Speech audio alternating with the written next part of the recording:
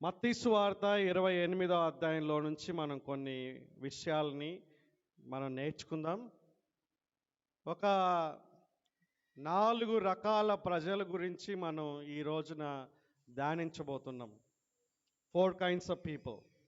దానికంటే ముందుగా ఈ పునరుత్థానం లేకుంటే రిజరక్షన్ అనేటటువంటి ఒక అద్భుతమైన సత్యం అణిచివేయాలనేటటువంటి ధోరణి ఎప్పటి నుంచి ప్రారంభమైంది, అది ఇప్పటికీ ఎలా కొనసాగుతుందో కూడా మనం చూడబోతున్నాం. వింటున్నారా? మీరు చెవులు గట్టి తెరిచి వినాలి. ప్రపంచ చరిత్రలో పునరుత్థానం అనేటటువంటిది ఒక అద్భుతమైనటువంటి సత్యం. ఇతర మతాలకి క్రైస్తవ్యానికి ఉన్నటువంటి ఒక అత్యంత ప్రాముఖ్యమైన వ్యత్యాసం.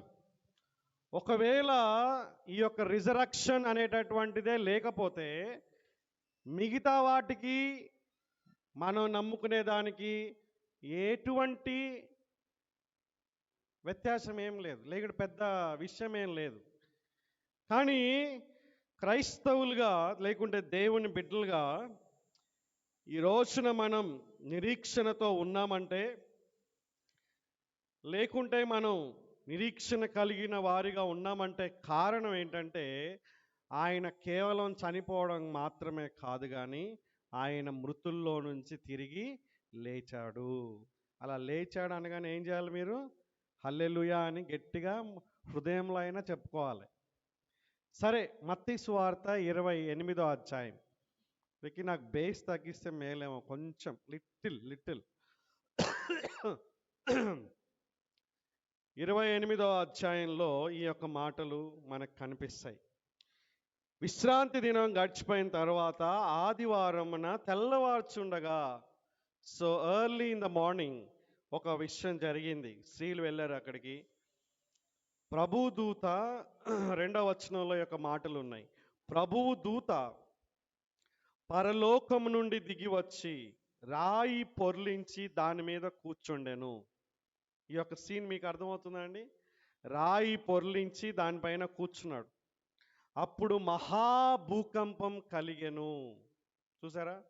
మామూలు భూకంపం కూడా కాదు, గ్రేట్ ఎర్త్ క్వేక్ అనేటటువంటిది, చాలా పెద్ద భూకంపం అనేటటువంటిది అక్కడ కలిగింది. అలాగే ఆ దూత యొక్క స్వరూపం మెరుపు వలె షైనింగ్. అతని వస్త్రం హిమమంత తెల్లగా ఉంది. సో దూత గురించినటువంటి ఆ వర్ణన ఇక్కడ మనం చూస్తాం. ఆ దూత స్వరూపం ఎట్లా ఉంది? మెరుపు వలె ఉంది. వస్త్రం హిమమంత తెల్లగా ఉంది. అలాగే రాయిని పొర్లించి రాయి మీద కూర్చున్నాడు. ఆ సీన్ ఒకసారి మీరు ఊహించుకోండి. ఇలాంటి సిచ్యువేషన్లో అక్కడ భూకంపం కూడా జరిగింది.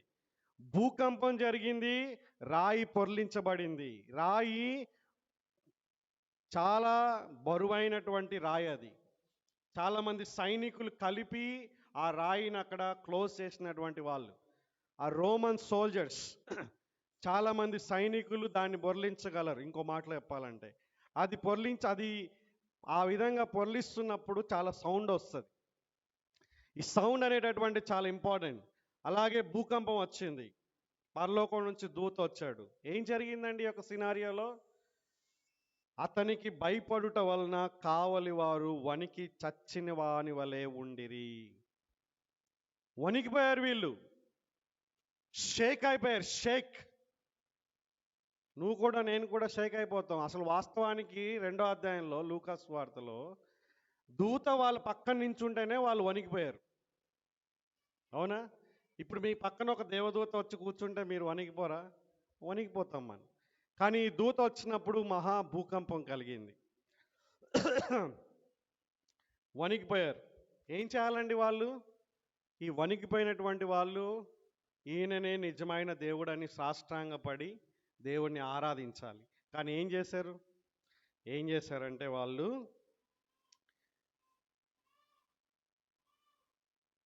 11వ వచనంలో యొక్క మాట ఉన్నది. 11వ వచనంలో మనం చూస్తే, వారు వెళ్ళుచుండగా కావలి వారిలో కొందరు పట్టణంలోనికి వచ్చి జరిగిన సంగతులన్నిటినీ ప్రధాన యాజకులతో చెప్పిరి. ఏం జరిగింది అక్కడ? రాయి పొర్లించబడింది, భూకంపమైంది, దూత మెరుపు వలె ఉన్నాడు. ఈ విషయాలన్నీ ఎవరితో చెప్పారు? ప్రధాన యాజకులతో చెప్పారు. వాళ్ళు ఏం చేయాలి? ప్రధాన యాజకులు, మేమేదో అనుకున్నాం, ఆయన గురించి చాలా తప్పుగా భావించాం, నిజంగా ఈ యొక్క నజరేయుడైన యేసు మామూలు వ్యక్తి కాదు, ప్రవచనాలు చెప్పినట్లుగా ఈయన నిజంగానే తిరిగి లేచాడు, ఆయన చెప్పినట్లుగానే తిరిగి లేచాడు, కాబట్టి ఆయన్ని పూజించాలి. కానీ వీళ్ళు ఏం చేశారు? ఇప్పుడు చూడండి 12వ వచనంలో. కాబట్టి వారు, అంటే ప్రధాన యాజకులు, పెద్దలతో కూడి వచ్చి ఆలోచన చేసి సైనికులకు చాలా ద్రవ్యమిచ్చి, యూదా ఇస్కరియోతు డబ్బులు తీసుకోవడానికేమో ఇది పాపపు సొమ్ము, మేము పట్టుకోము, ఈ పాపపు సొమ్ము మాకొద్దు అని చాలా డైలాగులు కొట్టారు వీళ్ళే. ఇప్పుడు ఏం చేస్తున్నారు? డబ్బులు ఇస్తున్నారు. ఇప్పుడు ఎందుకు ఇస్తున్నారు? డబ్బులు ఎందుకు ఇస్తున్నారు? ఇక్కడ చూడండి, డబ్బులు ఇచ్చి ఏమంటున్నాడంటే 13వ వచనంలో, కనీసం కొంచెం కామన్ సెన్స్ ఉండాలి ఈ అబద్ధం ఆడడానికైనా సరే. ఏమంటారు వీళ్ళు? మేము నిద్రపోవచ్చుండగా అతని శిష్యులు రాత్రి వేళ వచ్చి అతనిని ఎత్తుకొని పోయిరని మీరు చెప్పుడి. ఎంత మంచి అబద్ధం కదా ఇది. అంటే ఈ అబద్ధానికి కొంచెం కూడా అతుక్కోకుండా ఉందన్నమాట. అబద్ధం ఆడడానికన్నా, అబద్ధం ఆడితే కొంచెం అతుక్కోవాలి, ఆ కొంచెం సేపు అయినా సరే అరే ఇది అబద్ధం ఇది సత్యం అన్నట్లుగా అనిపించాలి. ఇప్పుడు ప్రవీణ్ పగడాల యాక్సిడెంట్లో చనిపోయాడు, కారు తనపై, బైక్ తన పైన పడింది అనేటటువంటిది ఎలాగుందో, ఈ ప్రధాన యాజకులు కూడా అట్లనే చేస్తున్నారు. ఏమన్నారు వీళ్ళు? డబ్బులు ఇచ్చి ఏం చెప్పాలో కూడా చెప్తున్నారు వీళ్ళు. మీరు డబ్బులు తీసుకోండి, మీరు ఈ మాట చెప్పాలి, మేము నిద్రపోతున్నాం. సైనికులు నిద్రపోవచ్చా? సరే నిద్రపోయారే అనుకుందాం. నిద్రపోయిన తర్వాత ఏం చేశారు? శిష్యులు వచ్చారు అంట. నిద్రపోయిన వాళ్ళకి శిష్యులు వచ్చారని ఎట్లా తెలుసండి? నువ్వు నిద్రపోతే మీ ఇంటికి ఏ దొంగ వచ్చాడో మీకు తెలుసా? దొంగ వచ్చాడని తెలుసు, కానీ శిష్యులు వచ్చారని చెప్పమన్నాడు ఏంటి ఇక్కడ? పడిపోయాడు. అబద్ధం చాలా క్లియర్ అయిపోయింది. సరే, నిద్రపోయినప్పుడు శిష్యులు వచ్చారు, వచ్చినప్పుడు రాయి పొర్లిచ్చేటప్పుడు సౌండ్ రాలేదా? నిద్రపోతే పోయారు కానీ అసలు నిద్రపోవచ్చా అని ఫస్ట్ పాయింట్. తర్వాత నిద్రపోయినప్పుడు శిష్యులు వచ్చేదేటో తెలుసు. మూడో విషయం ఏంటంటే, నిద్రపోయినా సరే రాయి పొర్లించేటప్పుడు ఎంత సౌండ్ వస్తుంది? చాలా పెద్ద సౌండ్ వస్తుంది. వీళ్ళు ఏం చేస్తారంటే, ఫస్ట్ టైం అంటే యేసుక్రీస్తు ప్రభువారు తిరిగి లేచినటువంటి మొదటి రోజునే, మొదటి గడియలోనే అది జరగలేదనేటటువంటి అబద్ధం ప్రారంభమైంది. వింటున్నారా? ఎవ్వరూ నిరాకరించలేనటువంటి సత్యం అది అప్పటి నుంచి అణిచివేయాలని ప్రయత్నాలు అనేటటువంటి ఇప్పటికీ కొనసాగుతున్నాయి. ఈ అబద్ధంతో స్టార్ట్ అయ్యి ఏమేమి వచ్చాయో చెప్తా మీకు, షాక్ అవుతారు మీరే. ఇప్పుడు ఏమన్నారు వీళ్ళు? ఒక అబద్ధంతో చెప్పి ఆయన శిష్యులు ఎత్తుకోబోయారు అంటున్నారు అనమాట. సరే, శిష్యులు ఎత్తుకోబోయారే అనుకుందాం మనం. వాళ్ళ ప్రకారంగా శిష్యుల్ని పట్టుకోవడం ఎంతసేపు వాళ్ళకి? శిష్యుల దగ్గర ఏమైనా గుర్రాలు ఉన్నాయా? రథాలు ఉన్నాయా?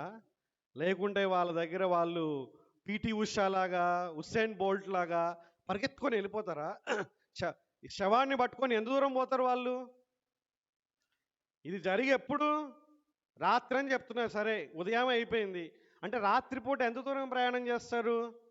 ఎంత దూరం చేసినా సరే మొత్తం కూడా వీళ్ళ యొక్క ఆధీనంలో ఉండడం మనం గమనిస్తున్నాం. ఈ అబద్ధానికి అసలుకి లేనే లేదు. అందుకే వాళ్ళు చూడండి ఏమన్నారంటే, మీకు డబ్బులు ఇచ్చి, చూడండి సైనికులకి డబ్బులు ఇచ్చి ఈ మాట చెప్పి 14వ వచనంలో ఏమన్నాడంటే, ఈ యొక్క విషయం అధిపతి చెవిని పడిన ఎడల మేము అతని సమ్మతిపరిచి మీకేమీ తొందర లేకుండా చేతుమని చెప్పారు. అంటే అధిపతికి కూడా మేము డబ్బులు ఇస్తాం, మీరు పరేషాన్ కాకండి. అధిపతి ఏం చేస్తాడు? మామూలుగా నిద్రపోయే వాళ్ళు ఏం చేస్తాడు? అధిపతి సన్మానిస్తాడు. ఏం సన్మానం తెలుసా అండి? ఊచ కోత, వాళ్ళ తెగ, వాళ్ళ తలలు పోతాయన్నమాట. మీరు అపోస్తుల కార్యం 16వ అధ్యాయం చదివితే ఒక జైలర్ ఉండేవాడు. అపోస్తులైనటువంటి పౌలును శీలాను జైల్లో వేస్తారు. జైల్లో వేసినప్పుడు మహాభూకంపం కలుగుతుంది. ఆ భూకంపం కలిగినప్పుడు ఈ యొక్క వీళ్ళందరి యొక్క ఆ యొక్క సంఖ్యలు విడిపోతాయి. అప్పుడు వాళ్ళు పాటలు పాడుకుంటూ ఉంటారు. జైలర్ ఏమనుకుంటాడు, వీళ్ళు వెళ్ళిపోయారు, ఇది కనుక మా సారుకు తెలిస్తే మా సార్ ఎట్లనే నా తల తీసేస్తాడు అని ఆయనే తన తల తీసుకోవడానికి రెడీ అవుతాడనమాట. అది రోమన్ సోల్జర్స్ యొక్క స్ట్రింజెంట్ రూల్స్ అండ్ రెగ్యులేషన్స్. మామూలు కాదు రోమన్ సోల్జర్సే కాదండి, మన యొక్క సోల్జర్స్ కూడా చాలా పవర్ఫుల్. మిలిటరీ అంటేనే చాలా పవర్ఫుల్. కాల్ చేయమంటే కాల్ చేయాలి అంతే, ముందు ఎవరు ఉన్నారా లేరా అనేటటువంటి సర్వసంగతి.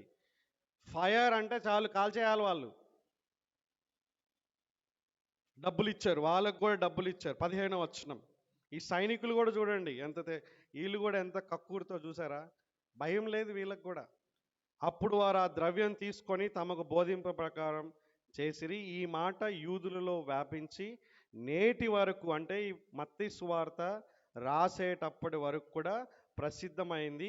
ఇప్పటికి కూడా అది చాలామంది గుడ్డోళ్ళు నమ్ముతున్నారు. ఏమంటారు కొంతమంది, యేసుక్రీస్తు ప్రభువారు ఎక్కడికి వచ్చాడు, ఆయన కోమాలోకి వెళ్ళిపోయి సడన్గా కోమా నుంచి బయటకు వచ్చేసి రాయిని పక్కన జరిపేసేసి ఆయన మన ఇండియాకో లేకుంటే ఎక్కడికో వచ్చేసాడు అనేసి పెద్ద పెద్ద కథలు. కోమాలోకి వెళ్ళి వచ్చేసాడని చెప్పడానికి ఏమైనా ఆధారాలు ఉన్నాయా? ఇదొక కట్టు కథ, చాలా ఉన్నాయి మీకు చెప్తున్నా. సరే కోమాలోకి వెళ్ళాడే అనుకుందాం మనం. ఎంత దూరం వెళ్తాడండి కోమాలోకి వెళ్ళిన తర్వాత వ్యక్తి? ఎంత దూరం ప్రయాణం చేస్తాడు? ఎంత పరిగెత్తినా సరే ఆల్రెడీ ఆయనకి ఒకటి తక్కువ 39 దెబ్బలు చాలా భయంకరంగా ఆయన మీద పడ్డాయి. అలాంటి వ్యక్తి రక్తమంతా కారిపోయింది కదా శిలువ దగ్గర. ఆ యొక్క వ్యక్తి ఎవరు? Roman soldier. ఆయన పక్కటెముకని ఆ విధంగా గుచ్చగానే రక్తము నీళ్లు కూడా కారిపోయినాయి. అంటే ఒంట్లో ఏ రక్తం కూడా లేదు, ఒక్క చుక్క కూడా లేదు. చనిపోయాడు ఆయన. వీళ్ళేమో కోమాలోకి వెళ్ళారంటారు పిచ్చోళ్ళు. ఆయన చనిపోయాడు అనేసి రక్తం నీళ్ళే కాదు, ఆయన సమాధిలో పెట్టారు. ఇది చాలా ఇంపార్టెంట్. యేసుక్రీస్తు ప్రభువు వారి యొక్క సమాధి చాలా ప్రాముఖ్యమైంది మనకి. ఆయన చనిపోయాడు, సమాధి చేయబడ్డాడు, పునరుత్థానం చెందాడు. హల్లెలూయా. ఈ యొక్క సమాధి అనేటటువంటిది ఆయన చనిపోయాడనడానికి, ఆయన తిరిగి లేచాడనడానికి ఒక ముఖ్యమైన నిరాకరించలేని అన్డినయబుల్ ప్రూఫ్. చచ్చిపోలేదంటారు కొంతమంది. 6వ శతాబ్దం తర్వాత వచ్చి ఆయన చచ్చిపోలేదంటారు. ఎంత పిచ్చోళ్ళు చూడండి.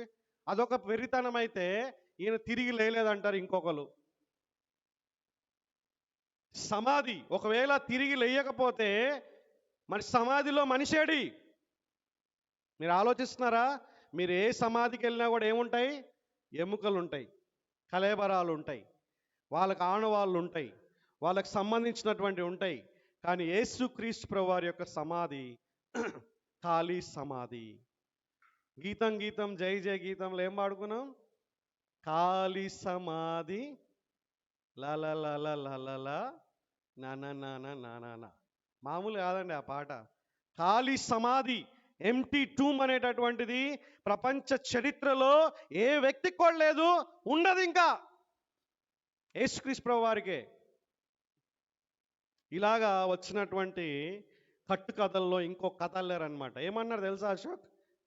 ఫస్ట్ ఏమో వీళ్ళు డబ్బులు ఇచ్చారు, నిద్రపోతుంటే శిష్యులు ఎత్తుకోపోయారు అన్నారు, అది పోయింది. ఇంకో కథ ఏమల్లారు తెలుసా బ్రదర్ చిన్నారావు గారు? భ్రమ సిద్ధాంతం. చెప్పండి అందరు కూడా. మీరు భ్రమలోకి వెళ్ళిపోయేటట్టున్నారు చూస్తుంటే. చెప్పండి కొంచెం గట్టిగా. భ్రమ సిద్ధాంతం. కొంచెం గట్టిగా చెప్పాలి. నాకు ఎందుకో మరి వినిపిస్తలేదు తమ్ముడు. మీకు వినిపిస్తుందా? ఈ స్పీకర్ వినిపిస్తుందా?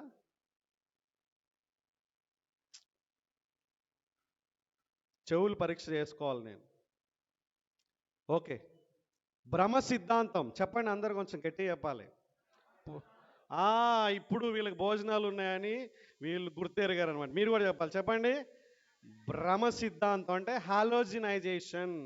అంటే అర్థం ఏంటంటే, ఇక్కడ ఒక చెట్టు ఉంది అనుకోండి, మీరు ఇక్కడ ఊహించుకోండి, ఇక్కడ చెట్టు ఉంది, రాత్రిపూట లేచారు, చెట్టు మీద తెల్లగా ఒక వ్యక్తి, చచ్చిపోయినటువంటి ఒక వ్యక్తి మళ్ళీ మీకు కనిపిస్తాడు. శ్రేష్ఠ అంటది ఏమంటే, ఆ అంకులే అంకులే మొన్న చచ్చిపోయాడు కదా, ఆ అంకుల్ని నేను చూసిన, ఆ అంకులే అంటదన్నమాట శ్రేష్ఠ. దాన్ని భ్రమ అంటారు. ఇప్పుడు శ్రేష్ఠ కాకుండా వినోలియా, పుష్ప, ఇందిరా, సాగర్, కార్తీక్, జాన్, మెతుశల, ప్రతి ఒక్కరు ఇక్కడ అందరూ కూడా అదిగో అంకులే అంకులే అంటే భ్రమ అనరు దాన్ని. Psychologically it is impossible. ఒక వ్యక్తి ఇంకొక వ్యక్తిని ఊహించుకొని ఆ విధంగా వేరే వ్యక్తి అనుకొని ఈ వ్యక్తి అనుకుంటే ఒక అవకాశం ఉందన్నమాట. కానీ వందల మంది, వేల మంది ఒకటే వ్యక్తిని మేము చూసాం ఆయననే అంటే అది భ్రమ సిద్ధాంతం కాదు, అది రియల్ అన్నమాట. యేసుక్రీస్తు ప్రభువారు చనిపోయి తిరిగి లేచినప్పుడు ఎంతమంది చూశారు? మొదటి కొరింథీ పత్రిక రండి, మొదటి కొరింథీ 15వ అధ్యాయం. మొదటి కొరింథీ పత్రిక 15వ అధ్యాయం. ఇక్కడ పౌలు భక్తుడు చాలా విషయాలు ఇక్కడ మనకి నేర్పిస్తున్నాడు. 5వ వచనం నుంచి మనం చదివితే ఆయన ఎవరెవరికి కనిపించాడో ఇక్కడ కనిపిస్తాడు. ఆయన కేఫాకును తర్వాత 12గురికి కనబడెను. అటు పిమ్మట 500కు ఎక్కువైన సహోదరులకు ఒక్క సమయమందే కనబడెను. వింటున్నారా? అండర్లైన్ దట్ వర్డ్, ఒక్క సమయమందే. ఎట్ ఎ టైం, ఒకటేసారి 500 పీపుల్. ఇమాజిన్ మనం 50 మంది ఉన్నాం ఇక్కడ, 500 మందిని ఊహించుకోండి. 9 times bigger than this crowd. దీనికన్నా 9 రెట్లు ఉన్నటువంటి జనాభా ఒక్కసారిగా ఒక వ్యక్తిని చూసి ఈయనే ఆ వ్యక్తి అని నమ్మడం ఎంత అసాధ్యం అండి. భ్రమ సిద్ధాంతం ఇది.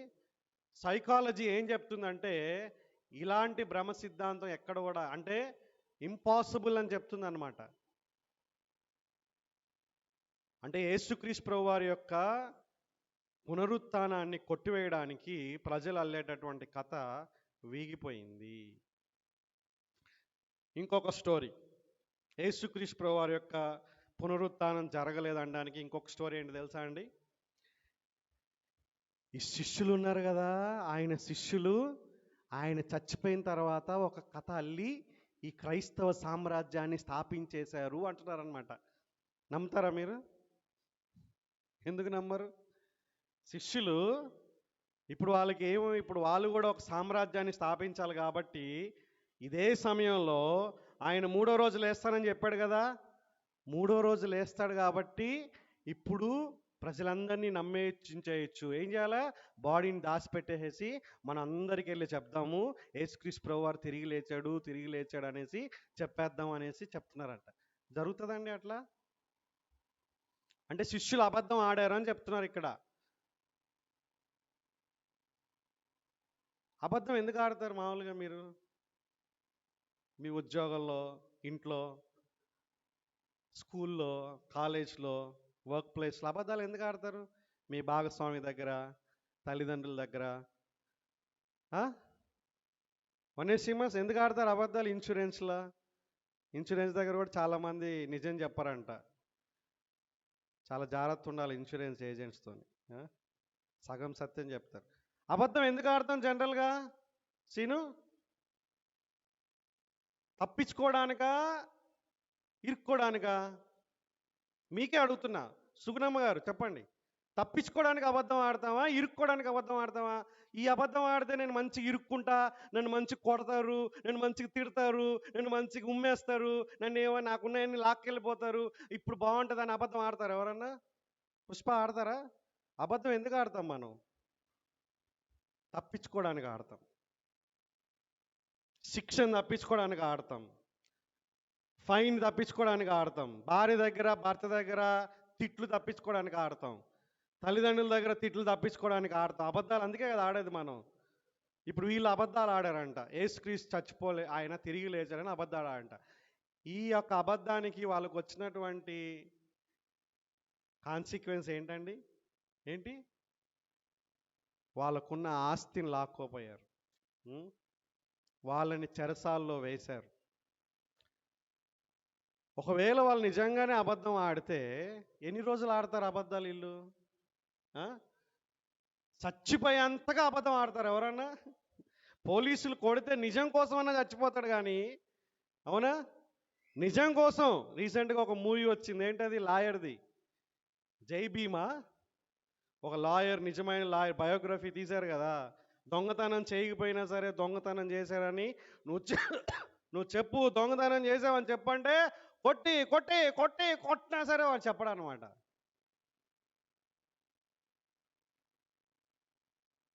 నిజం కోసం తన్నులు తింటారేమో కానీ అబద్ధం కోసం ఎవడు తన్నులు తినడు, ఎదిరిస్తాడు. ఇక్కడ ఒకవేళ వీళ్ళు కనుక అబద్ధం కోసం కనుక ఇన్ని తన్నులు తింటే చాలా ఆశ్చర్యం అనిపిస్తుంది. వీళ్ళు ఎవరండి? వీళ్ళు యేసుక్రీస్తు శిష్యుడువా నువ్వు అంటే ఏమన్నారు? ఒక అమ్మాయి వచ్చి అడిగిందంట, సాగర్, ఒక అమ్మాయి, పని అమ్మాయి వచ్చి అడిగింది, నువ్వు యేసుక్రీస్తు శిష్యుడే కదా అంటే, నువ్వు ఒట్టు, నా పైన ఒట్టు. ఆయన ఎవరో నాకు తెలియదు అన్నాడు. ఆయన లీడర్. ఈయన అబద్ధం ఆడతాడా? ఈయన అబద్ధం ఆడతాడండి? యేసుక్రీస్తు ప్రభువు వారు తిరిగి లేచాడని అబద్ధం ఆడతాడు ఆయన? అంటే అబద్ధం అనేటటువంటిది మనం కష్టాలని తప్పించుకోవడానికి ఆడతాం, కష్టాలని కొని తెచ్చుకోవడానికి ఆడరు. కాబట్టి ఇప్పుడు ఒకవేళ ఇది అబద్ధం అయితే ఏ మూర్ఖుడు కూడా నేను ఈ అబద్ధం చెప్పి తన్నులు తింటానని ఎవరు అనుకోరు.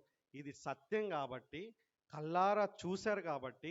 ఒక్కసారి కాదు, యోహాను సువార్త చదివినప్పుడు ఏమని చెప్తుంది? ఎన్నోసార్లు యేసుక్రీస్తు ప్రభువు వారు వాళ్ళకి కనిపించాడు.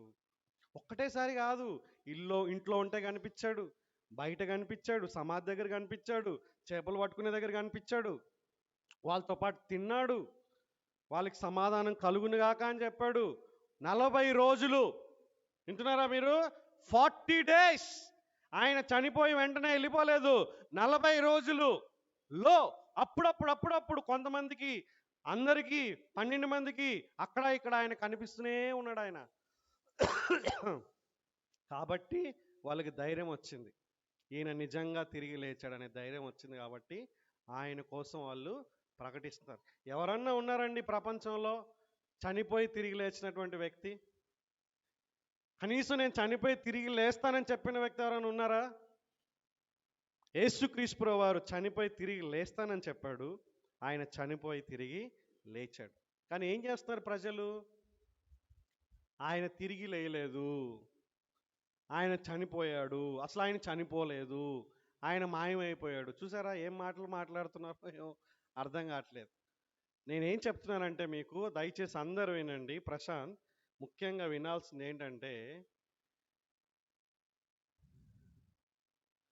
బైబుల్ లేకుండా కూడా, బైబుల్ని పక్కన పెడితే కూడా, చరిత్రని మనం తీసుకున్నా సరే యేసుక్రీస్తు ప్రభువు వారు తిరిగి లేచాడని మనం నిరూపించవచ్చు. యూదుల చరిత్రని, గ్రీకుల చరిత్రని, రోమన్ చరిత్రని మనం తీసుకుంటే, మొదటి శతాబ్దంలో తీసుకుంటే, నజరేయుడైనటువంటి యేసుక్రీస్తు ఉన్నాడని, ఆయన అద్భుతాలు చేశాడని, ఆయన పొంతి పిలాతు కింద చనిపోయాడని గవర్నర్ మనం వెరిఫై చేసుకోవచ్చు. ఆర్కియలాజికల్ ఎవిడెన్స్ ఉందన్నమాట. పొంతి పిలాతు అనేటటువంటి వ్యక్తి ఉన్నాడు. అనగనగా ఒక రోజు కథ కాదు ఇది. అనగనగా ఒక రోజు ఒక రాజు, ఆ రాజుకి 7 మంది పిల్లలు కథ కాదు. పలానా సంవత్సరంలో, పలానా సామ్రాజ్యంలో, పలానా గవర్నర్ కింద, పలానా దేశంలో, పలానా రోజున ఒక వ్యక్తి చనిపోయాడు అనేటటువంటి చరిత్ర మనకుంది. బైబిల్ని పక్కన పెట్టినా సరే యేసుక్రీస్తు ప్రభువు వారు తిరిగి లేచాడని, అద్భుతాలు చేశాడని మనకు చరిత్రకారులు చెప్తున్నారు. వాళ్ళు క్రిస్టియన్స్ కాదు, వాళ్ళు యూదులు, గ్రీకులు, రోమన్లు, మిగతా వాళ్ళే చెప్తున్నారు యేసుక్రీస్తు ప్రభువు వారు తిరిగి లేచారని. కాబట్టి రకరకాల సిద్ధాంతాలు అనేటటువంటివి అల్లుతా ఉన్నారు. మనం ఇక్కడ చూస్తే కూడా మనకు అర్థమైపోతుంది. ఏంటి చెప్పండి? ఆ ఖాళీ సమాధి గుర్తుపెట్టుకోండి. ఆ సమాధి యేసుక్రీస్తు ప్రభువు వారు ఉన్నారనడానికి, ఆయన లేడనడానికి ఒక గొప్ప నిదర్శనం. కాబట్టి మీకు ఏమైనా డౌట్లు ఉంటే తర్వాత మీరు అడగొచ్చు. ఇప్పుడు ఈ యొక్క పునరుత్థానానికి సంబంధించి 4 రకాల రెస్పాన్సెస్ని మనం చూస్తాం. నెంబర్ వన్ ఎవరు తెలుసా అండి? చెప్పండి. నెంబర్ 1 ఎవరు ఉంటారు మామూలుగా? నెంబర్ 1 ఎవరు? చెప్పాలి. నెంబర్ 1 ఎవరు? భారతదేశంలో నెంబర్ 1 ఎవరు? రిజర్వేషన్ ఎవరికి? స్త్రీలు. నెంబర్ 1 స్త్రీలు. దయచేసి చాలా ఇంపార్టెంట్. మీరు ఒక్కసారి మీరు ఆలోచన చేయాలి. శిష్యులు, స్త్రీలు, శత్రువులు ఎవ్వరు కూడా యేసుక్రీస్తు ప్రభువారు తిరిగి లేస్తారని నమ్మకం లేదు. ఎందుకంటే ఎవ్వరు చూడలేదు అట్లాంటిది. చనిపోయిన వాళ్ళు లేపారు దేవుడు, మళ్ళా చచ్చిపోయారు వాళ్ళు. కానీ చనిపోయినటువంటి వ్యక్తి తనకై తాను లేయడం అనేటటువంటిది ఎవరు చూడలేదు. సో కానీ స్త్రీలు వాళ్ళ యొక్క రెస్పాండ్ మనం చూద్దాం. చూడండి 1వ వచనంలో, మత్తయి సువార్త 28:1 ఏమనుంది ఇక్కడ? విశ్రాంతి దినం గడిచిపోయిన తర్వాత, అంటే శనివారం తర్వాత ఆదివారమున తెల్లవారుచుండగా మగ్దలేని మరియ, వేరొక మరియ సమాధిని చూడవచ్చిరి. మీరు కనుక లూకా సువార్త, మార్కు సువార్త, యోహాను సువార్త చదివితే ఎందుకు వెళ్ళారు ఈ స్త్రీలు? యేసయ్య తిరిగి లేస్తాడు, మేము వెళ్ళి చూస్తాము, ఆయనకి ఆరాధిస్తామని వెళ్ళారా? కాదు. ఎందుకు వెళ్ళారు వాళ్ళు? సుగంధ ద్రవ్యాల్ని పుయ్యడానికి వెళ్ళారు. విశ్రాంతి దినం రోజున, దానికంటే ముందు ఆయన పాతి పెట్టబడ్డాడు కాబట్టి ఆయనకి సుగంధ ద్రవ్యాలు పుయ్యాలనేటటువంటి, ఇంకా మీరు కనుక వేరే సువార్తలు కనుక మనం చదివితే ఆ విధంగా సుగంధ ద్రవ్యాలు పుయ్యడానికి వాళ్ళు కొన్నారు అనేటటువంటి మాట మనం చూస్తాం. కొన్నారు వాళ్ళు. మీరు చూడండి, స్త్రీలు వాళ్ళకి దేవుడి పట్ల ఎంత అమితమైన గౌరవం ఉందో చూడండి. వాళ్ళ యొక్క నాయకుడి పట్ల, క్రీస్తు పట్ల వాళ్ళకు ఉన్నటువంటి ఒక గౌరవం ఇక్కడ మనకి కనిపిస్తుంది. క్రీస్తు పట్ల వాళ్ళకు ఉన్నటువంటి ఒక ప్రేమ ఇక్కడ మనకు కనిపిస్తుంది. ఎందుకంటే మీరు యోహాను సువార్తలో చదివితే మగ్దలేని మరియ యేసుక్రీస్తు ప్రభువారిని ఒక తోటమాలి అనుకుంటుంది. అయ్యా తోటమాలి, ఇక్కడ మా యొక్క ప్రభువు లేరు, మీరు ఒకవేళ తీసుకెళ్తే చెప్పండి, నేను మోసుకొని పోతా అంటుంది ఆమె. ఒక స్త్రీ చెప్పిన మాటలు నేను మోసుకొని పోతా అంటుంది ఆమె. ఎంత పవర్ఫుల్ అండి, ఎంత ప్రేమ అండి ఆమెకి. స్త్రీలు మొదట వెళ్ళారు. ఎవరు వెళ్ళాలండి యాక్చువల్గా? ఈ స్త్రీలు ఎంత గొప్ప వాళ్ళో చూడండి. ఇక్కడ దేవుని పట్ల ప్రేమ కలిగినటువంటి స్త్రీలు. ఆయన సిలువకి వెళ్ళక ముందు కూడా స్త్రీలే వాళ్ళ ప్రేమను వ్యక్తపరిచారు. యేసుక్రీస్తు ప్రభువారు ఒక దగ్గర భోజనం చేస్తున్నప్పుడు ఒక మరియ ఏం చేసిందంటే, సంవత్సరానికి రోజుల కష్టంతో కొనేటటువంటి డబ్బుతో ఒక సెంటు ఉంటుంది కదా, ఆ సెంటుని యేసుక్రీస్తు పాదాలకు ఆమె పూస్తుంది అనమాట. శిష్యులు పుయ్యాలి యాక్చువల్గా. కానీ శిష్యుల్లో ఒక వ్యక్తి ఏం చేస్తున్నాడు? 39 వెండి నాణాలకే యేసుక్రీస్తుని అమ్మేసుకున్నాడు ఆయన. మిగతా వాళ్ళేమో యేసుక్రీస్తు ప్రభువారు రాజ్యంలో వస్తే కుడివైపున కూర్చోవాలా, ఎడమ వైపున కూర్చోవాలా, ఎవరు గొప్ప, నేను లీడరు, నువ్వు లీడరు, అవి మాట్లాడుకుంటున్నారు. యేసయ్య నేను సిలువకి వెళ్తానంటుంటే. కానీ ఈ స్త్రీ ఏం చేసిందంటే, విలువైనటువంటి అత్తరుతోని యేసుక్రీస్తు ప్రభువారిని అభిషేకించింది. అలాగే ఆయన పునరుత్థానం తర్వాత కూడా ఎవరు రావాలి? పిరికోళ్ళు ఎవరు లోపల ఉన్నారు. ఇక్కడ పేతురు, యోహాను, ఒక అశోక్, ఎక్కడున్నారు వీళ్ళు? ఎక్కడున్నారు వీళ్ళు? ఇంట్లో కూర్చొని గమ్మున ఉన్నారు, భయంతో ఉన్నారు, బిక్కు బిక్కుమంటున్నారు. కానీ స్త్రీలు వచ్చారు, సిలువ దగ్గరికి వెళ్ళారు. ఈ స్త్రీలు సిలువకు ముందు ఉన్నారు.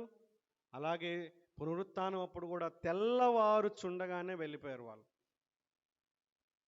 స్త్రీలే ఒకరికొకరు, చలో మనందరం కలిసి వెళ్దాం, మన కోసం ఎవరన్నా రాయి పొర్లించడానికి ఎవరైనా ఉన్నారా? ఎందుకంటే ఒక్కరి వల్ల కాదు అది. స్త్రీల యొక్క ప్రేమ ఇక్కడ మనకు కనిపిస్తుంది. అంతేకాదు, ఇక్కడ చూడండి, ఆ దూత స్త్రీలను చూచి 5వ వచనంలో, మీరు భయపడకుడి, సిలువ వేయబడిన యేసుని మీరు వెతుకుచున్నారని నాకు తెలియను, ఆయన ఇక్కడ లేడు, అంటే సమాధిలో లేడు ఆయన, తాను చెప్పినట్టే ఆయన లేచి ఉన్నాడు. రండి, ప్రభువు పండుకొన్న స్థలం చూసి త్వరగా వెళ్ళి ఆయన మృతుల్లో నుండి లేచి ఉన్నాడని ఆయన శిష్యులకి తెలియజేయుడి. మొట్టమొదటిగా యేసుక్రీస్తు ప్రభువారు పునరుత్థానం చెందాడనేటటువంటి సత్యం ఎవరికి తెలియజేయబడింది? స్త్రీలకి. ఈ స్త్రీలు వెళ్ళి శిష్యులు చెప్పాల్సి వచ్చింది. ఇప్పుడు వాస్తవానికి ఎవరు చెప్పాలి? శిష్యులు వెళ్ళి స్త్రీలకు చెప్పాలి. కానీ స్త్రీలు వెళ్ళి శిష్యులు చెప్తున్నారు. అయితే కొంతమంది ఈ వాక్యాన్ని తీసుకొని, మామూలా ఇది? పునరుత్థానానికి మొదటి సాక్షులే స్త్రీలు కాబట్టి మన సంఘంలో కూడా వాళ్ళు బోధించవచ్చు అనేటటువంటి ఒక ఆర్గ్యుమెంట్ తీసుకొస్తున్నారు. అది రాంగ్.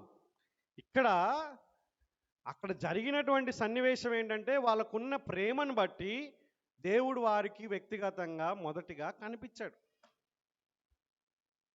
అండ్ ఇది ఎంత బైబిల్ ఎంత ఖచ్చితమైనదో ఇక్కడ మనకు కనిపిస్తుంది. ఒకవేళ ఫ్యాబ్రికేషన్ చేయాలనుకుంటే రాసేవాళ్ళు ఏం రాస్తారు తెలుసా? మత్తయి కానీ మార్కు కానీ స్త్రీలు మొదట చూశారని రాయరు. ఎందుకు? ఒకవేళ రాస్తే ఎవరు నమ్మరు కదా. స్త్రీల సాక్ష్యం ఎవరు నమ్ముతారండి జనరల్గా? కానీ వీళ్ళు రాశారు, ఉన్నది ఉన్నట్లుగా రాశారు. ఎవడో నమ్మాలి, నమ్మించాలి, అబద్ధాలు చెప్పి నమ్మించాలనేటటువంటిది కాదు వీళ్ళ యొక్క ఉద్దేశం. నిజాలు రాశారు ఇక్కడ. స్త్రీలు మొదట చూశారని రాశారు ఇక్కడ. స్త్రీలు ప్రత్యక్ష సాక్ష్యం అని రాశారు ఇక్కడ. వీళ్ళే యేసుక్రీస్తు ప్రభువారి యొక్క పునరుత్థానాన్ని ప్రత్యక్షంగా చూసినటువంటి వాళ్ళు. ఎంత గొప్ప ఆధిక్యత చూడండి. వీళ్ళే శిష్యులకి చెప్పాల్సినటువంటి వాళ్ళుగా ఉన్నారు. ఎంత గొప్ప విషయమో చూడండి ఇక్కడ 8వ వచనంలో ఇక్కడ మనకు కనిపిస్తుంది. వారు భయంతోనూ మహా ఆనందంతోనూ సమాధి యొద్ద నుండి త్వరగా వెళ్ళి ఆయన శిష్యులకు ఆ వర్తమానము తెలుప పరిగెత్తుచుండగా. వీళ్ళు ఎందుకు వెళ్తున్నారు? వీళ్ళు దూతలు చెప్పినటువంటి మాటని నమ్మారు. భయమైంది వాళ్ళకి, ఆనందం కూడా అయింది. ఒక పక్కన మిక్స్డ్ ఎమోషన్స్ అనమాట. భయం భయం అవుతుంది. ఎందుకంటే దూత కనిపించాడు, యేసయ్య అక్కడ లేడు, యేసయ్య ఏమో తిరిగి లేచాడని చెప్తున్నాడు, శిష్యులకి వెళ్ళి చెప్పమంటున్నాడు. లోపల ఆనందం అలాగే భయం అనేటటువంటిది ఉంది. వాళ్ళు చూడండి, వర్తమానం తెలపడానికి ఎట్లా వెళ్తున్నారు? వాళ్ళు పరిగెత్తి వెళ్తున్నారు. క్యాజువాలిటీ లేదు ఇక్కడ. శుభవార్త ఇది. యేసుక్రీస్తు ప్రభువు వారి యొక్క శిష్యులు చెప్పాలని పరిగెత్తుకుంటా వెళ్తున్నారు వీళ్ళు. ఏం కనిపిస్తుందండి దాంట్లో? వాళ్ళకున్నటువంటి ఆసక్తి మనకు కనిపిస్తుంది.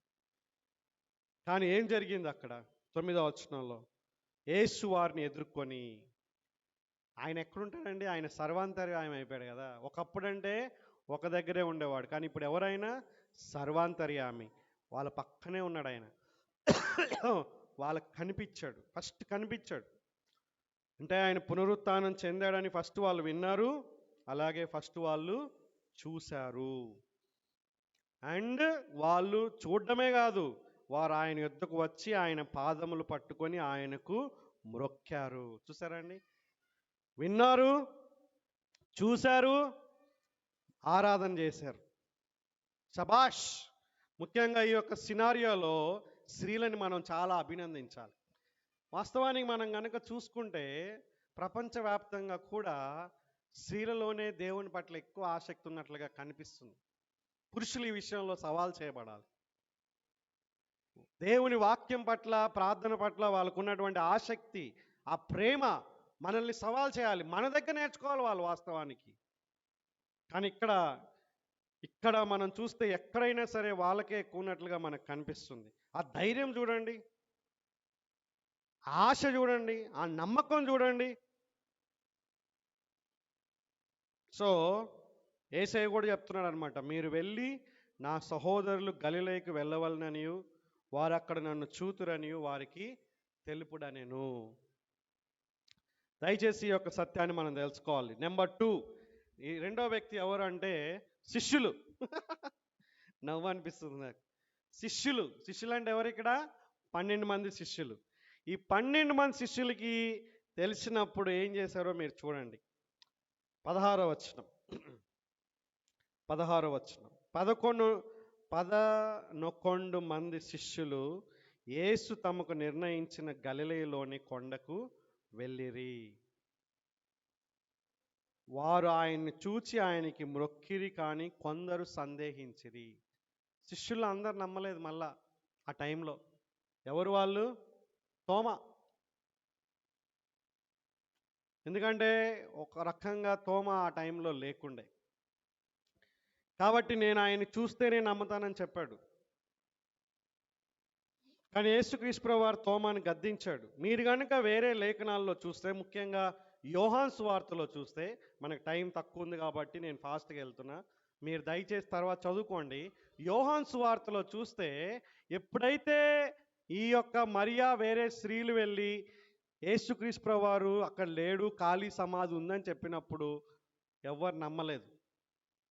అయితే ఏం చేశారంటే యోహాను అలాగే పేతురు పరిగెత్తుకుంటా వెళ్ళారనమాట. రన్నింగ్ రేస్, పరిగెత్తుకుంటా వెళ్ళినప్పుడు పేతురు వచ్చి తొంగి చూస్తాడు అనమాట సమాధిని. చూసేసి ఇంటికి వెళ్ళిపోతాడు. యోహాన్ ఏం చేస్తాడంటే ఇంకొంచెం లోపలికి వెళ్తాడు, సమాధి లోపలికి. అంటే సైనికులు లేరు అక్కడ. సైనికులు ఆల్రెడీ యూదుల మతాధికారులతో మంతనాలు జరుపుతూ ఉన్నారు అక్కడ. సమాధి ఖాళీ ఉంది ఇప్పుడు, గొలుసులు లేవు, ఏం లేవు. కానీ లోపలికి వెళ్ళి చూసి నమ్ముతాడు. యోహాన్ ఏం చేస్తాడండి, అప్పుడు నమ్ముతాడు. అంటే శిష్యుల్లో అందరూ కూడా వెంటనే నమ్మరు. వాళ్ళు క్రమక్రమంగా స్లోగా 40 రోజుల తర్వాత అందరూ నమ్మడం స్టార్ట్ చేస్తారు. కానీ దేవుడు మాత్రం యేసుక్రీస్తు ప్రభువు వారు వాళ్ళ పట్ల ఎంత కనికరం, ఎంత కృప ఉన్నాడో చూడండి. వాళ్ళు అసలైన సమయంలోనే వదిలిపెట్టి వెళ్ళిపోయారు. వాళ్ళ నాయకుడికి సిలువ వేసేటప్పుడే అబద్ధాలు ఆడారు, వెళ్ళిపోయారు. కానీ ఆయన పునరుత్థానం చెందిన తర్వాత కూడా ఆ విధంగా వాళ్ళు చేసినప్పుడు యేసుక్రీస్తు ప్రభువు వారు వారి పట్ల కనికరం పడ్డాడు. వాళ్ళకి అర్థమయ్యేటట్లుగా వాళ్ళకి తెలియజేశాడు. ఇది చాలా చాలా ఇంపార్టెంట్. దేవుడు నీ పట్ల నా పట్ల కూడా ఎంతో కనికరం చూపిస్తున్నాడు. నువ్వు అర్థం చేసుకునేంతగా తన ప్రత్యక్షతనిస్తున్నాడు. నువ్వు అర్థం చేసుకునేటట్లుగా తన గురించి తాను తెలియజేసుకుంటున్నాడు. నీకు నాకు ఎన్నో అవకాశాలు ఇస్తున్నాడు, కాదంటారా? ఎన్ని అవకాశాలు ఇస్తే ఈరోజు మనం ఇట్లున్నాం. ఒకవేళ దేవుడు ఇచ్చిన అవకాశాలు మనం ఉపయోగించుకోకుండా ఉంటే, వెంటనే ఆపేశాడు అనుకోండి, మనం ఎవరో ఇక్కడ ఉండం, నరకానికి పరిగెత్తే వాళ్ళం. కానీ దేవుడు నిన్ను నన్ను ఎంత కనికరిస్తున్నాడు తెలుసా? అవకాశాల పైన అవకాశాలు ఇస్తూనే ఉన్నాడు. కానీ ఒక రోజు వస్తుంది, ఆ అవకాశాలన్నీ బంద్ అయిపోతాయి. అది మూడో గుంపు. ఎవరు తెలుసా అండి వీళ్ళు? మూడో గుంపు వాళ్ళు ఎవరు? వాళ్ళు అధికారులు. అధికారులు ఎవరు ఇక్కడ మనం గనక చూస్తే,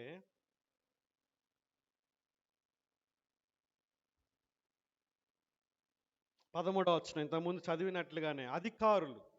ఈ అధికారులు ఎవరండి? పరిసయ్యులు, ప్రధాన యాజకులు. వీళ్ళు మత పండితులు. వీళ్ళ దగ్గర దేవుని వాక్యం ఉంది, దేవుని వాక్యాన్ని ప్రకటించేటటువంటి వాళ్ళు. వీళ్ళు బాగా తెలుసు దేవుడు గురించి అని చెప్పేటటువంటి వాళ్ళు. కానీ వీళ్ళకు కూడా దేవుడు మస్తు అవకాశాలు ఇచ్చాడు తెలుసా అండి. మీకు సంగతి తెలుసా? శిష్యులు కనిపించాడు, 500 మందికి కనిపించాడు, స్త్రీలకు కనిపించాడు, ప్రాబబ్లీ వాళ్ళ కుటుంబానికి కనిపించాడు. కానీ పరిశీలకు కనిపించలేదు దేవుడు. మత పెద్దలకు కనిపించలేదు. ఎందుకు తెలుసా అండి? చెప్పండి ఎందుకో? కనిపించినా నమ్మరు వాళ్ళు. అయిపోయింది వాళ్ళ యొక్క చాప్టర్ క్లోజ్. అంటే వాళ్ళు ఒక స్థాయికి వచ్చేసరి ఏంటంటే, హృదయంలో సత్యం ఎంత ఉన్నా సరే అణిచివేయాలనేటటువంటి ఒక వైఖరిలోకి వాళ్ళు వచ్చేసారు. కాబట్టి దేవుడు కూడా వాళ్ళకి తను తాను రివీల్ చేసుకోవడం వదిలిపెట్టేశారు. మీరు చూడండి, ఆ యొక్క బైబిల్లో వాళ్ళు సడన్గా ఆయన దగ్గరికి వచ్చి మాకు ఒక సూచక్రియ చూపి మేము నమ్ముతాం అంటారు వాళ్ళు. చదివారా మీరు? స్వార్థం చదివితే మీకు అర్థమవుతుంది. ఆయన ఆల్రెడీ అద్భుతం చేస్తాడు, అది చేసిన తర్వాత మళ్ళీ వస్తారు, ఇంకో అద్భుతం చేయి మేము నమ్ముతాం అంటారు అనమాట. ఇట్లాంటి వాళ్ళు ఎంతమంది లేరు మన దగ్గర? నా పాయింట్ ఏంటంటే, నీకు ఆల్రెడీ దేవుని యొక్క కృపలో ఆయన శక్తి, ఆయన గురించినటువంటి ఉనికి నీకు తెలియజేసినప్పుడు, నువ్వు దేవుణ్ణి డిమాండ్ చేసి నాకు దేవుడు ఉంటే కనిపించాలి, దేవుడు ఉంటే ఇప్పుడు నా జీవితంలో ఇది జరగాలి అని కనుక కూర్చున్నావు అనుకో, ఏం జరగదు నీ జీవితంలో. ఎందుకంటే దేవుణ్ణి నేనేం డిమాండ్ చేయలేం. అర్థమవుతుందా అండి? దేవుడి దగ్గర కేవలం ప్రాధేయపడమే మన యొక్క బాధ్యత. మీకు కొన్ని సాక్ష్యాలు వింటూ ఉంటారు, నేను దేవుడు కనిపిస్తే నేను నమ్ముతా అని వెళ్తుంటే, రైలు పట్టాల దగ్గరికి వెళ్తుంటే దేవుడు నాకు కనిపించాడు అంటారు. ఏదో దేవుడు అట్లాంటి అమాయకుల్ని కనికరించాడు అనుకోండి, అందరినీ కనికరిస్తాడని అనుకోవద్దు. అర్థమవుతుందా? ఇట్లాంటి వాళ్ళని అస్సలు కనికరించాడు దేవుడు. సత్యం తెలిసి కూడా దేవుడి దగ్గరికి రాకపోతే ఒక రోజున ఆ సత్యాన్ని నమ్మడానికి కూడా మనకు అవకాశం లేకుండా చేస్తాడు దేవుడు. ఒక విశ్వాసిగా దేవుని సత్యాలు తెలుసుకొని కూడా నువ్వు పాటించకపోతే నీ జీవితం, నా జీవితం ఎంత దయనీయంగా ఉంటుందో ఒకసారి ఆలోచన చేయాలి. కాబట్టి దేవుడు తన గురించి మనకు తెలియజేస్తున్నప్పుడు మనం కూడా ఆ యొక్క పిల్లల్లాగా ఏం చేయాలండి? మనం ఆయన్ని నమ్మాలి, ఆయన్ని ఆరాధించాలి, ఆయన్ని స్తుతించాలి. ఆ విషయాల్ని మనం అక్కడ చేయాలనేటటువంటిది ఇక్కడ మనం అర్థం చేసుకోవాలి. ఇంకొక వ్యక్తి నేను పరిచయం చేస్తాను ఇప్పుడు. ఈ వ్యక్తులు ఎవరు తెలుసా అండి? ఇలాంటి వ్యక్తులు చాలా ఇంపార్టెంట్. రండి ఒకసారి అపోస్తుల కార్యం 9వ అధ్యాయం. ఫైనల్ అపోస్తుల కార్యం 9వ అధ్యాయం. వీళ్ళు ఒకప్పుడు యేసుక్రీస్తు గురించినటువంటి జ్ఞానం లేదు వీళ్ళకి. యేసుక్రీస్తు ప్రభువారు అంటే సరిగా తెలియదు వీళ్ళకి. వాళ్ళు నమ్ముకున్నటువంటిదే కరెక్ట్ అనేటటువంటి ధోరణిలో ఉండేటటువంటి వాళ్ళు. 9వ వచనంలో మనం చూస్తే, సౌలు ఇంకను ప్రభు యొక్క శిష్యుల్ని బెదిరించుటకును హత్య చేయుటకును తనకు ప్రాణాధారమైనట్లు ప్రధాన యాజకుని దగ్గరికి వెళ్ళి, ఈ మార్గమందున్న పురుషులనైనను స్త్రీలనైనను కనుగొన్న ఎడల వారిని బంధించి యెరూషలేమునకు తీసుకొని వచ్చుటకు దమస్కులోని సమాజంలో వారికి పత్రికలు ఇమ్మని అడిగాను. అతడు ప్రయాణం చేయుచు దమస్కున మా దగ్గర వచ్చినప్పుడు అకస్మాత్తుగా ఆకాశం నుండి ఒక వెలుగు అతని చుట్టూ ప్రకాశించెను. అప్పుడు అది నేల మీద పడి, సౌలా సౌలా, నీవేళ నన్ను హింసించున్నావని తనతో ఒక స్వరం పలుకుట వినెను. ప్రభువా నీవెవడు అని అతడు అడుగుగా, ఆయన నేను నీవు హింసించుచున్న యేసును అని చెప్తారు. అంటే ఈ వ్యక్తి ఎవరంటే, తనకున్నటువంటి ప్రత్యక్షత ప్రకారంగా సరిగ్గా జీవించాలనేటటువంటి ఒక వ్యక్తి, కానీ యేసుక్రీస్తు గురించి సరైనటువంటి జ్ఞానం లేదు. ఎప్పుడైతే యేసుక్రీస్తు గురించినటువంటి జ్ఞానం కలిగిందో, ఒకప్పుడు పరిసయ్యుల్లాగా ఉన్నటువంటి ఒక వ్యక్తి ఇంకా డిమాండ్ చేయడం లేదు. ఏమంటున్నాడు ఈయన? అప్పటి నుంచి తన జీవితాన్ని యేసుక్రీస్తుకి సమర్పించుకున్నాడు. ఒకప్పుడు నీకు తెలియకపోవచ్చు, ఒకప్పుడు నీకు కొన్ని సత్యాలు బైబిల్లో తెలియకపోవచ్చు. భార్యగా ఎట్లుండాలి, భర్తగా ఎట్లుండాలి, తల్లిదండ్రులు ఎట్లుండాలి, విశ్వాసగా ఎట్లుండాలి, సంఘంలో ఎట్లుండాలి. కానీ వాక్యం చదువుతున్నప్పుడు ఏం చేయాలి? నేను ఈ విధంగా జీవించాలనేటటువంటి ఒక అభిప్రాయానికి మనం రావాలి. అంతేగా నేను ఒకప్పుడు ఈ విధంగా ఉండేవాడిని, నాకు తెలిసినటువంటి సత్యానికి నేను లోబడతాను, నేను పట్టిన కుందేలకే 3 కాళ్ళు, అలాంటి ధోరణి ఉండకూడదు. సత్యం మనకు తెలిసినప్పుడు ఆ ప్రకారంగా మనం ముందు కొనసాగాలి. ఒకవేళ యేసుక్రీస్తు గురించి నీకు ఇంకా సత్యం తెలియకపోతే ఈరోజు తెలుసుకో, ఆయన నీ కొరకు నా కొరకు మరణించి, చెప్పండి అందరూ కూడా, మరణించి సమాధి చేయబడి తిరిగి లేచాడు. ఈ 3 కూడా చాలా ప్రాముఖ్యమైనటువంటి సత్యాలు, రైట్? ఆ సత్యాల వెలుగులో ఈ స్త్రీలాగా నువ్వు దేవుని పట్ల ప్రేమ కలిగి ఉన్నావా? శబాష్, ఇంకా ఆ ప్రేమలో నువ్వు ఎదగాలి. ఈ శిష్యుల్లాగా నువ్వు ఇంకా భయంతో, లేకుంటే పిరికితనంతో, అనుమానంతో, సందేహాలతో ఉన్నావా? దేవుని కనికరం నీకు ఇంకా చూపిస్తున్నాడు ఆయన, దాన్ని ఆస్వాదించు. ఒకవేళ ఈ పరిసయ్యుల్లాగా సత్యాన్ని అణిచివేసేలాగా ఉండాలనుకుంటున్నావా? నీకు ఇంకా వేరే అవకాశం లేదు. నరకమే నీ యొక్క ఫైనల్ డెస్టినేషన్. కాబట్టి సత్యాన్ని అమ్ముకోవద్దు. ఒకవేళ నీకు ఏ విషయం తెలియకుండా ఇప్పుడే దేవుని వాక్యంలో కొన్ని విషయాలు తెలుస్తున్నాయా, దాని ప్రకారంగా జీవించడానికి కష్టపడు. కాబట్టి ఒక సమయంలో మనందరం కళ్ళు మూసుకుందాం, ప్రార్థన చేసుకుందాం, ప్రభు బలిలో పాల్గొందాం మనం.